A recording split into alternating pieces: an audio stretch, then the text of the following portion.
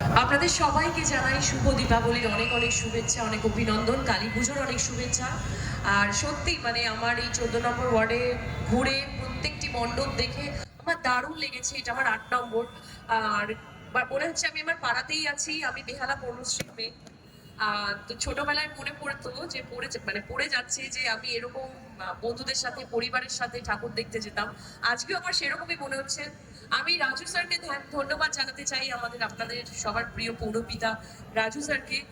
তার জন্যই আজকে আমি এখানে আসতে পেরেছি। আর অবশ্যই আমাদের সবার প্রিয় শিক্ষামন্ত্রী ব্রাত্য দা আমাকে এই সুযোগটা করে দেওয়ার জন্য।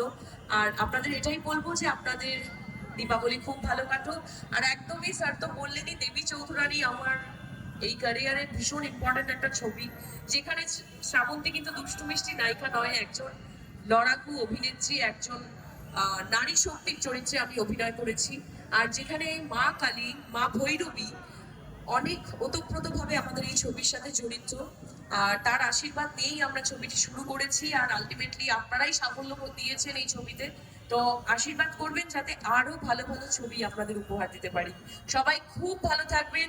আবারও বলছি শুভ দীপাবলি এবং কালী পুজোর অনেক অনেক শুভেচ্ছা। আর আমাকে আশীর্বাদ করবেন যাতে আরো ভালো ভালো কাজ আপনাদের উপহার দিতে পারি আর আপনাদের ভালোবাসার মানুষ হয়ে উঠতে পারি। Thank you so much.